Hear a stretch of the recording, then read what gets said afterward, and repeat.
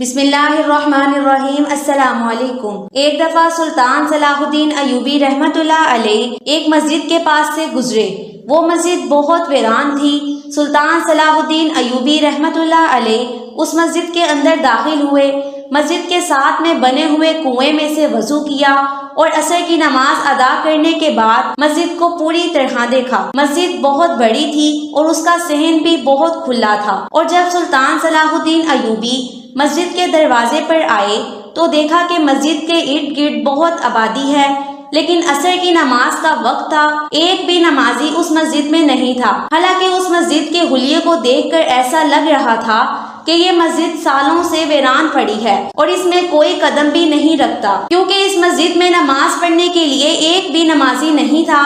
سلطان صلاح الدین ایوبی رحمۃ اللہ علیہ نے زمین پر نماز پڑھی، پھر اپنے گھوڑے پر سوار ہونے لگے تو اتنے میں سلطان کی نظر ایک کسان پر پڑی جو اپنی فصلوں کو کنویں سے پانی نکال کر لگا رہا تھا۔ یہ دیکھ کر سلطان صلاح الدین ایوبی رحمۃ اللہ علیہ اس کے پاس گئے اور پوچھا، اے بزرگ، اس مسجد کے ارد گرد بہت آبادی ہے، لیکن اس مسجد میں ایک بھی نمازی نہیں، اور یہ مسجد شکل سے کئی عرصے سے ویران پڑی ہے، کیا اس کے پیچھے کی وجہ میں جان سکتا ہوں؟ کیا یہاں کے لوگوں میں اتنا زیادہ لالچ بھر گیا ہے کہ اب ان کے پاس نماز پڑھنے کے لیے وقت نہیں رہا، یا اس کے پیچھے کوئی اور وجہ ہے؟ تو اس نے کہا، حضور، ایسی بات نہیں ہے، اس بستی میں ایک بھی ایسا گھر نہیں جس میں نماز نہ پڑھی جاتی ہو۔ اس بستی کے لوگ اپنے گھروں میں نماز پڑھتے ہیں لیکن اس مسجد میں نہیں آتے۔ یہ سن کر سلطان بڑا حیران ہوا اور پوچھا، آخر وجہ کیا ہے؟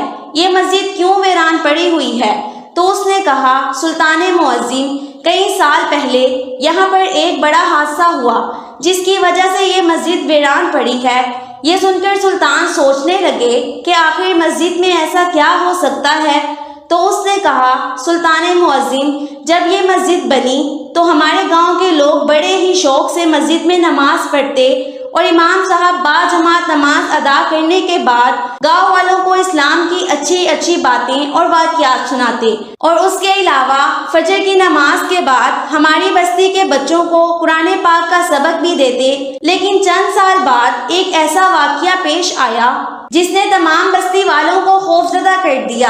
اس بزرگ نے کہا، حضور، ایک رات امام صاحب عشاء کی نماز کے وقت نماز پڑھا رہے تھے کہ اچانک دیے بجھ گئے، اور جب دیے جلائے گئے تو مصلی سے امام صاحب ہمیشہ کے لیے غائب تھے۔ بستی والوں نے مسجد سمیت پورے علاقے کو تلاش کیا لیکن امام صاحب کا کوئی بھی پتہ نہ چلا۔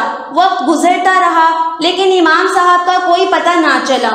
چند دن گزر جانے کے بعد ہم دوسری بستی میں گئے، ایک اور امام صاحب کو لے آئے تاکہ وہ ہماری مسجد میں امامت کروائیں۔ 2-3 دن گزرے، پھر اس کے ساتھ بھی وہی واقعہ پیش آیا اور عشاء کی نماز کے بعد امام صاحب بھی غائب ہو گئے، اور اسی طرح ہم جس امام صاحب کو لے کر آتے وہ عشاء کی نماز کے بعد غائب ہو جاتے، لیکن ان کا کوئی ثبوت نہ ملتا۔ یہ سن کر سلطان نے کہا، آخر اس کے پیچھے کی کیا وجہ ہو سکتی ہے؟ سلطان نے کہا، اگر آج رات میں اس مسجد میں امامت کرواؤں تو کیا یہ بستی والے نماز پڑھنے کے لیے آئیں گے؟